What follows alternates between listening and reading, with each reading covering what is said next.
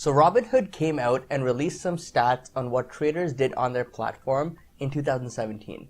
So what I want to do today is go over these stats, analyze why some of these statistics are true, and what you can do to get the best gains in 2018. Let's go.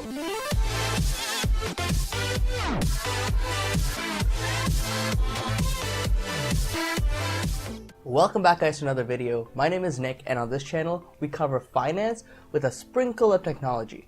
If you want to see more videos like this, make sure to hit that subscribe button down below to support this channel, and drop a like as well to show your support.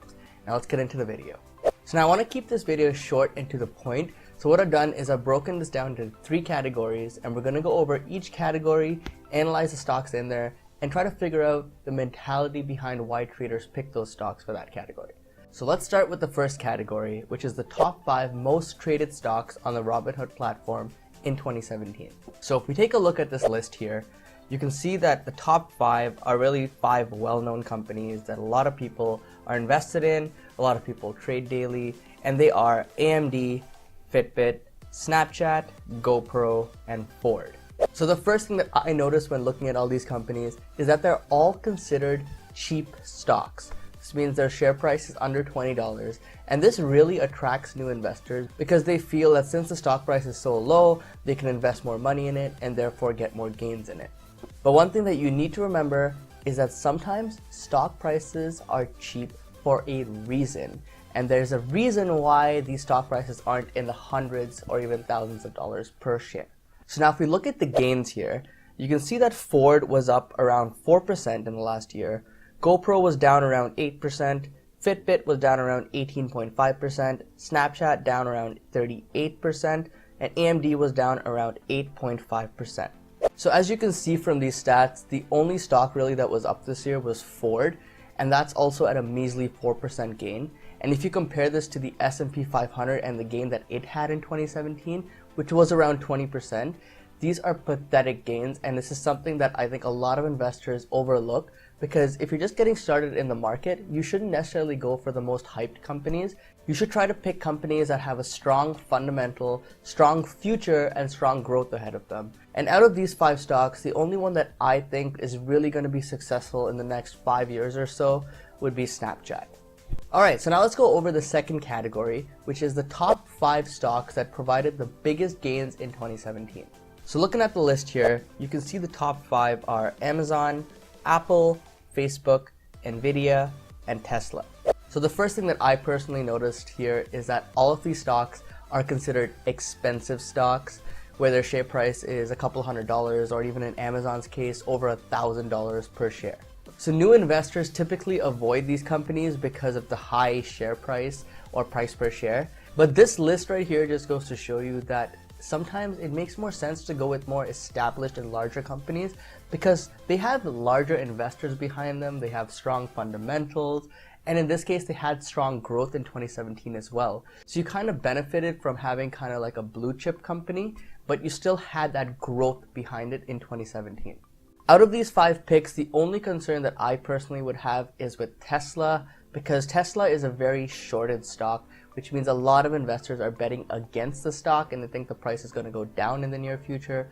So that's one of the companies that I personally am not currently invested in, but I do have a position in all of the other 4 as of right now.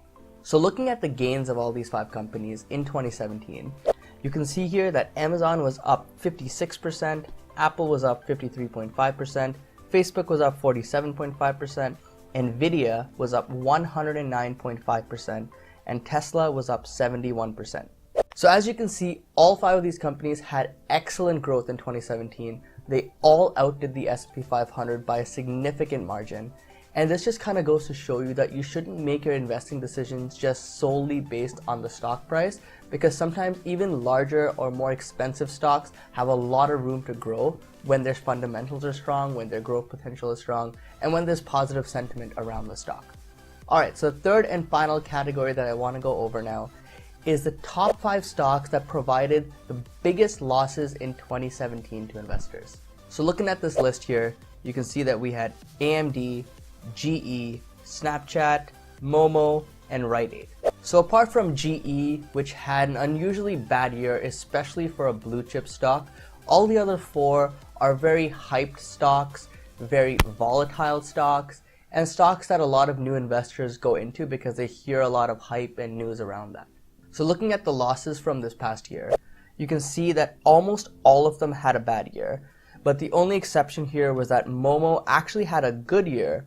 So the question that comes up really is, why was it one of the biggest losers for investors? So the answer to that question really is that it's such a volatile stock that it completely plays with new investors' emotions. So you could buy into the stock today and then tomorrow you could be down 5 or 10% on your position. And as a new investor, you're going to let the emotions get the best of you. You're going to sell out at a loss and you're never going to want to trade again. And this is the trap that I see a lot of investors fall into. And I personally try to stay away from volatile stocks unless you've done your research, you find that the fundamentals are strong, and you plan to hold the stock for the long term. So if you're holding it for the long term, it doesn't matter what the intraday or kind of the weekly fluctuation or volatility is, because you expect over, say, the next 3 to 5 years that the stock is going to be up maybe 50, 100, 200%. So these were some interesting stats that Robinhood published, and I'm kind of glad that they did because it gives us some insight as to what new investors are really looking at when they go into the stock market. So the 3 things that I really got out of this is that Robinhood investors typically like technology-related stocks.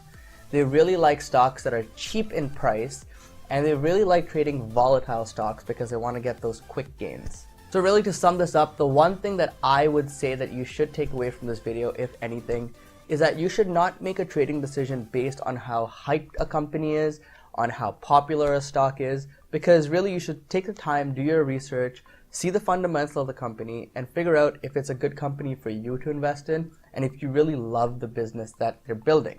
This will help you hold the stock for the long term, and you won't get as affected if it fluctuates, say 5% or 10% in a day, because as long as the fundamentals don't change, that might be another opportunity to add more to your position and lower your cost basis. And over time, say over the next 3 to 5 years, you'll have even more gains in the stock because you managed to get in at a cheaper price. Okay, so that's the video, guys. Thank you so much for watching. Leave a like on this video if you enjoyed it, and don't forget to hit that subscribe button down below to support this channel. Now, my question of the video today is, do you use the Robinhood app for trading? If so, let me know in the comments section down below. But either way, I'll see you in the next one.